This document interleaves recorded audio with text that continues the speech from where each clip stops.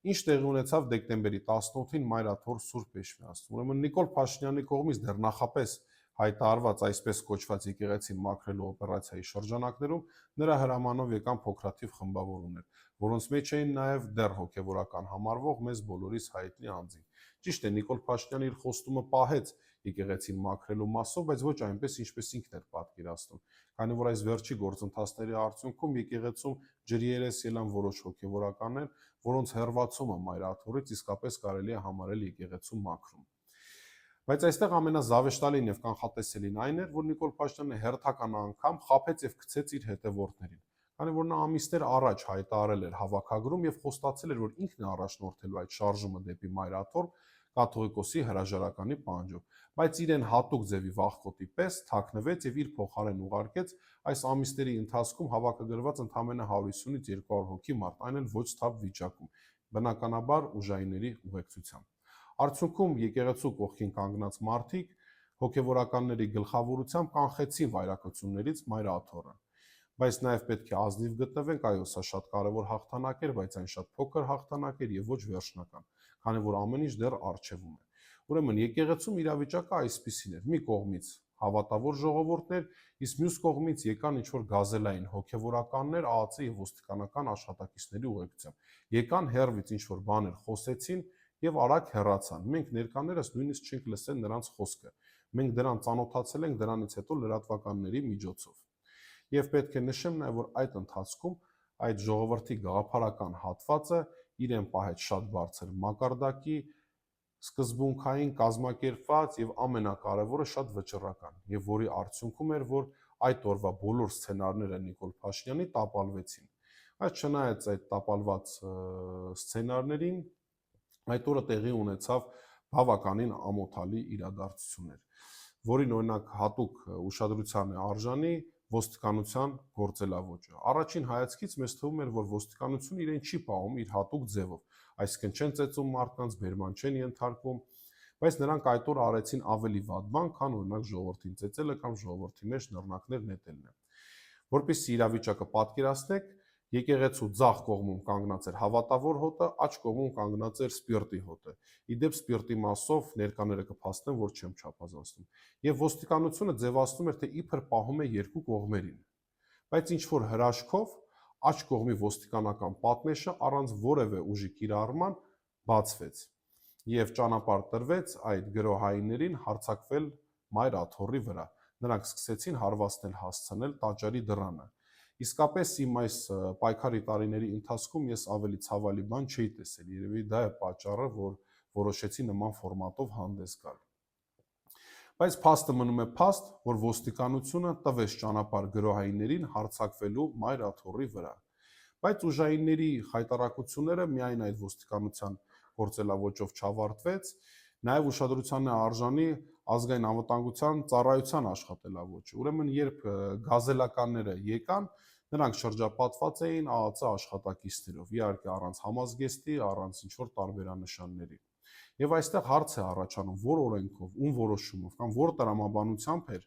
անվտանգություն ապահովում օրինակ գրոհող կողմին։ Օրինակ շատ տրամաբանական կլիներ, եթե ազգային անվտանգության ծառայությունը կաթողիկոսի անվտանգությունը ապահովեր, քանի որ հենց նա էր այդ խմբավորումների թիրախը, այլ ոչ թե հակառակը։ Բայց ԱԱՑ-ի այդ խայտառակ գործողությունները դրանով էլ չեն ավարտվում, նաև մի զավեշտալի դրվագ կար, երբ այդ գազելականներին սենց շրջապատել էին օղակի մեջ եւ իբր իրենց անվտանգությունն էին ապահովում,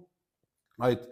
ԱԱՑ-ականների այդ շրջանակի մեջ էին նաև Հանրապետություն կուսակցության անդամներ։ Այսինքն դուրս է գալիս, որ ազգային անվտանգության ծառայությունը այնքան անկարող է, որ օրինակ օգնության են հասնում Հանրապետություն կուսակցության անդամները։ Դա պարզապես կարծում այդ կառույցի համար խայտառակ իրավիճակ էր։ Չնայած ԱԱՑ-ի այդ ամոթալի գործողությունները շարունակվեցին նաև հաջորդ օրը։ Ուրեմն քաղաքացիական պայմանագիր կուսակցությանը պատկանող լրատվամիջոցի պահանջով հանրայնացվեց մի փաստաթուղթ, որի վրայև գրած էր հույժ գաղտնի։ Եվ հետաքրքիր է, որ ամիսներ առաջ նմանատիպ հարցում էր կատարել նաև այլ լրատվամիջոց, որին ի պատասխան չէր հանրայնացվել հենց այն պատճառով, որ դա հույժ գաղտնի տեղեկություն է։ Եվ այստեղ այդ փաստաթղթի իսկությունը միանգամից կասկածներ առաջացրեց հանրության մոտ, տարբեր հանրային եւ քաղաքական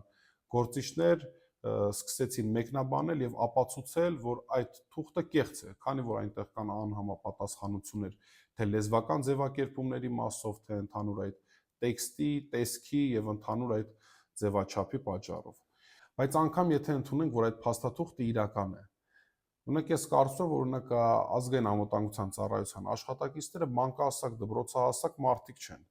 Եվ նրանք պետք է որ տեղյակ լինեին, որ Հայաստանը ժամանակին խորհրդային միության կազում է եղել։ Եվ ինչպես որ այսօր, այնպես էլ այն ժամանակ քաղաքացին իրավունք չունի չհամագործակցել ուժային կառույցների հետ։ Դա նույնն է, ոնց որ օրինակ վաղ եւ չեմ զարմանա, որ այդպես լինի, ներքին գործերի նախարարը վեր կենա եւ ասե օրինակ այն մարդիկ, ովքեր որ, չգիտեմ, հանցագործության մասին հաղորդում են տվել կամ վկայի կարգավիճակով ինչ որ ցուցմունք են տվել, սրանք ու ինչ որ մի պիտավուկավորում տա, չգիտեմ, 3 տարանի ինչ որ հայհոյանք դնի այդ մարդկանց վրա, ասի դուք էլ բան եք, լավ տղա չեք։ Այսինքն ի՞նչ է նշանակում քո հետ համագործակցածին դու պիտակավոր ես։ Նման գործելավոճ կա միայն եւ միայն փողոցային կրիմինալ ենթամշակույթ կրող անձանց մոտ, այ իրանց մոտ ընդունելի չի, որ մարդը համագործակցում է պետության հետ։ Այն էլ հենց ինքդ քո պետության հետ։ Եթե մենք հիմնվենք այդ փաստաթղթի վրա, քանի որ այնտեղ գրված է ամեն ինչը հայերեն, նշանակում է, որ այդ մարդը համագործակցել է հայկական KGB-ի հետ։ Եվ այսօր հայկական KGB-ի իրավահաջորդը, այսօրվա ազգային անվտանգության ծառայությունը, ասում որ իմ հետ համագործակցած ցանկացած մարդ գործակալ է։ Դա ուղղակի աբսուրդ է։ Իսկ եթե օրինակի համար ազգային անվտանգության ծառայությունը կարծում որ օրինակ խորհրդային Հայաստանը կապ չունի այսօրվա Հայաստանի հետ, այդտեղ բազմաթիվ հարցեր են առաջանում։ Օրինակ իրանց մոտ հարց չի առաջանում, եթե խորհրդային Հայաստանը երրորդ երկիր է։ Ինչ է օրինակ Նիկոլ Փաշինյանը ամբողջ օրը խոսում, որ Հայաստանի սահմանները պետք է լինեն օրինակ խորհրդային Հայաստանի սահմաններով։ Հայաստանի Հանրապետության վերջին տարիների ուժային կառույցները կմնան պատմության մեջ իբրև ամենատակար ուժային կառույցներ։ Եվ ամփոփելով այդ օրվա իրադարձությունները ասեմ, որ Նիկոլ Փաշինյանին այդ օրը չհաջողվեց հասնել իր նպատակին, քանի որ իր կողմի պայքարողները պայքարում էին հանուն պաշտոնի, հանուն կոչման կամ որևէ ինչ-որ այլ շահ ունեին, իսկ մյուս կողմը գաղափարական հատվածներ, այն պայքարում էր հանուն ազգային գաղափարի։ Օրինակ վեհափառ վանկարկողների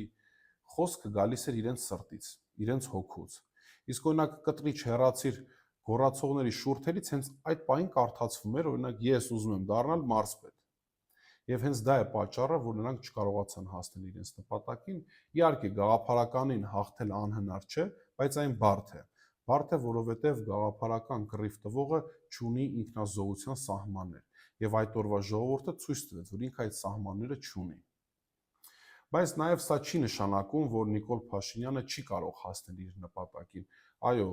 հայ առաքելական Սուրբ եկեղեցին ունի 1700-ամյա պատմություն, այն արդար է, իմաստուն է, հզոր է, բայց պատմությունը մեզ ցույց է տվել, որ տարբեր կառույցներ, որոնք մեզ թվացել են հավերժ, հզոր, չգիտեմ, ինչ որ ընկերություններ, միաբանություններ, կայսրություններ, պետություններ, նրանք ինչ որ մի օր փլուզվել են կամ առնվազն չեն մնացել են իրենց նախկին տեսքին։ Օրինակ հայկական բանակը։ Ժամանակին հայկական բանակը բնութագրելիս մենք բոլորս օգտագործում էինք նույն բառերը՝ հայոց անպարտ բանակ, հայկական անպարտ բանակ։ Բայց այս վերջի 5-6 տարիներում ոչ ոք այդպես չի բնութագրում էլ բանակը։ Իսկ ժամանակին պաշտոնական թղթերից միջև սեղանային կենացներ մարդիկ ասել են անպարտ բանակ, եւ իսկապես այն անպարտ էր։ Ընդամենը 2 տարի պահանջվեց այս իշխանությանը, որպեսզի 30 տարվա մեջ ոչ մի պարտություն չկրած բանակը կրի պարտություն, այն էլ այդքան ցավալի։ Եկեղեցու հաղթանակը կամ պարտությունը կախված չէ ոչ Նիկոլ Փաշինյանից, ոչ ոստիկանությունից, ոչ ԱԱԾ-ի գործելավոճից, ոչ այն 10 դավաճանից, այդ 10 դավաճանները կարան դառնան 10, 15, 20 եւ եղանակ չփոխեն, եթե մենք պատշաճ ձևի լինենք եկեղեցու մեջքին։ Իսկ եթե մենք պատշաճ չլինենք եկեղեցու մեջքին, մեզ չի փրկի ոչ մի տարեթիվ, ոչ մի պատմություն, ոչ մի օրինաչափություն, ոչ մի գերբնական ուժ։ Դրա համար մենք պետք է լինենք եկեղեցու կողքին եւ մնանք հավատքով։